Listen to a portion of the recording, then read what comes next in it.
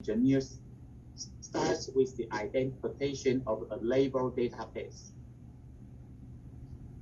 Both supervised and unsupervised machine learning methods were used for textual emotion detection, in which a model designed to train a classifier with a part of a data set and then test the classifier with the rest of the data. And we designed various feedback according to the categories of emotion participants had. Luckily, there are some open resources for tokenization of text and further segmental analysis. To sum up, our whole system database with constrained dialogue of clinical intervention such as NPRP and early recovery skills, and unconstrained conversation which use AI services to identify participants' affect and source to give their life balance suggestions. These are our protocol of mindfulness space relaxation by Sarah Bowen and the early recovery skill sessions from Senstar matrix model.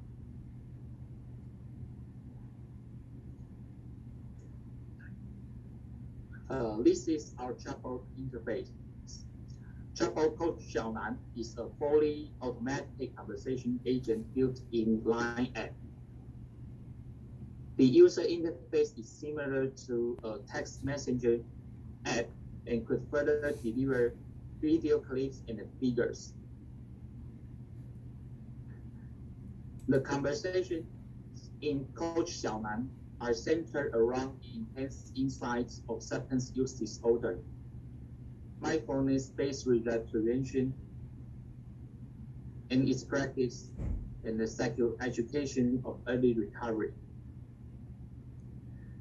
Also, it can provide some life balance suggestions by identifying participants' affect and source.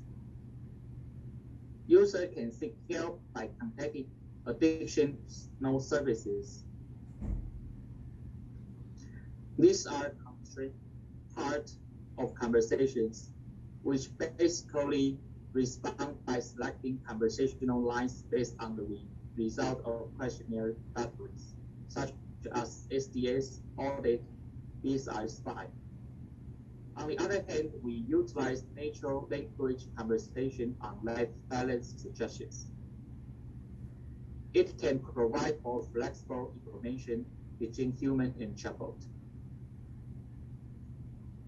137 patients were assessed for eligibility, and 99 subjects were allocated randomly to two groups. 17 participants in chatbot interventions and 24 participants in control were dropped out.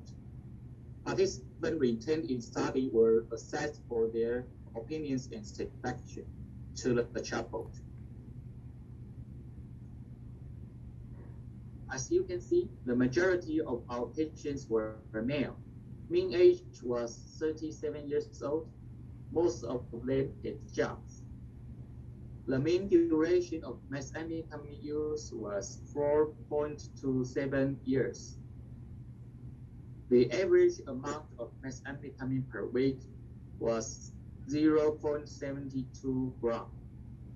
27 participants used methamphetamine more than 4 times per week. 16 had polysubstance use, and 18 had comorbid severe mental illness, such as schizophrenia, bipolar, and major depressive disorder, and so on. The severity of patient was evaluated by the number of DSM-5 criteria.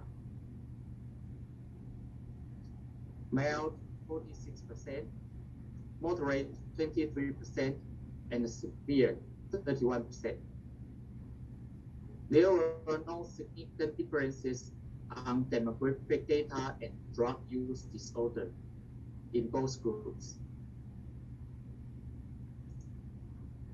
After adjust gender, age, educational years, employee status, we found treatment retention was slightly higher in chaperone group than control.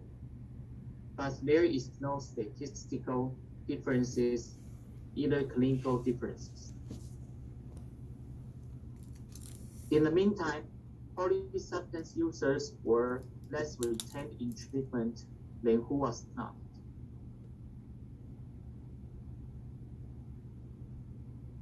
Compared with control group, MMAT group, which is chaperone group, has less positive methamphetamine urine samples. Moreover, the proportion of positive methamphetamine urine samples was positively related to the frequency of methamphetamine use, severity of methamphetamine use disorder, polysubstance use, and negatively correlated with readiness to change. Majority of our patients received chat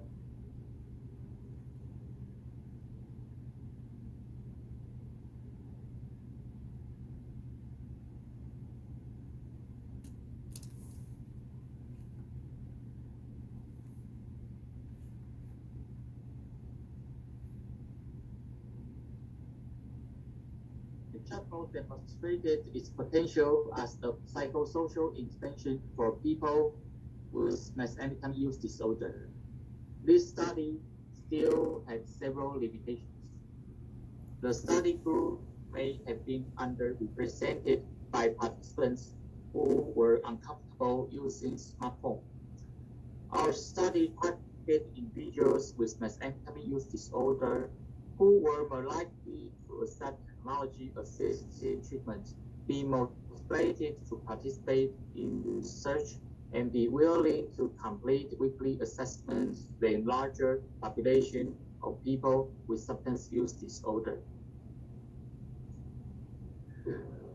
Although the present study was a longitudinal intervention study, a follow-up period of 6 months is relatively short compared with that in DSM-5 criteria for full remission, which is 12 months.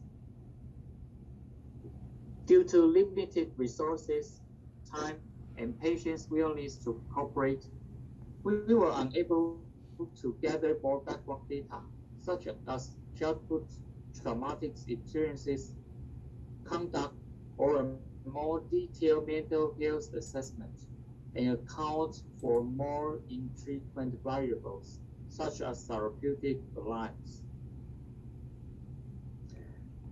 Overall, subjects with methamphetamine use disorder in this study had high adherence to chaperone-assisted treatment. Generally positive clinical outcomes, such as better retention and drug urine test results, and a favorable acceptance, which indicate that this type of intervention is feasible for individuals with methamphetamine use disorder.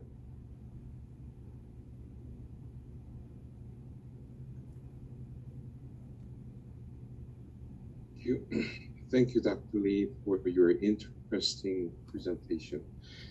Let's move